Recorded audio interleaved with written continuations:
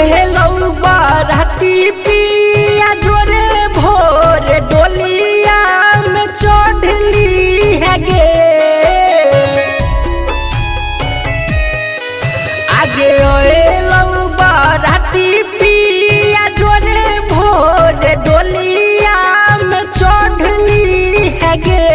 आगे सोना मत के छपतौ खबरवा अखबारवा में पढ़ली है गे।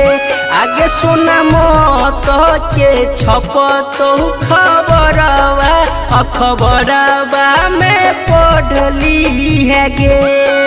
आगे आखरी हऊ प्यार के निशानी ओहो के बढ़िया से धरली है गे।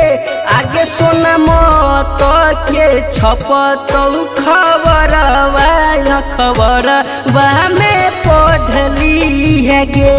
आगे सोना मत के छपतौ खबरवा अखबारवा में पढ़ली है गे। Music by Mukesh Sharma. Maa Sharda recording studio Hanuman Chowk गाढ़ा।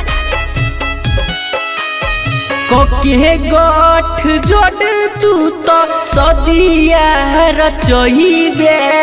एगो के उजरबे घर दोसर के बसइबे हो। कोके गोठ जोड़ तू तो सदिया रचइबे। एगो के उजरबे घर दोसर के बसइबे। आगे पियबे के नमवा से सेनुरा तू मंगिया में भरली है गे। आगे सोना मत के छपतौ खबरवा अखबारवा में पढ़ली है गे। आगे सोना मत के छपतौ खबरवा अखबारवा में पढ़ली है गे। म्यूजिक बाय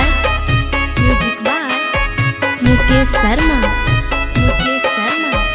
माँ शारदा रिकॉर्डिंग स्टूडियो हनुमान चौक गाढ़ा।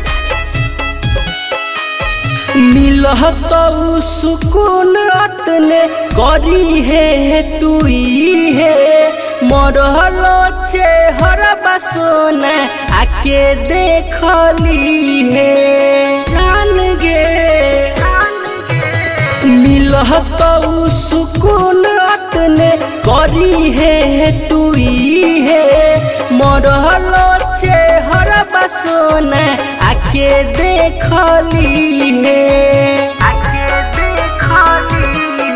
आगे वो मुकेश रोहित के साथ में आके एक बार भेंट कर लेगे।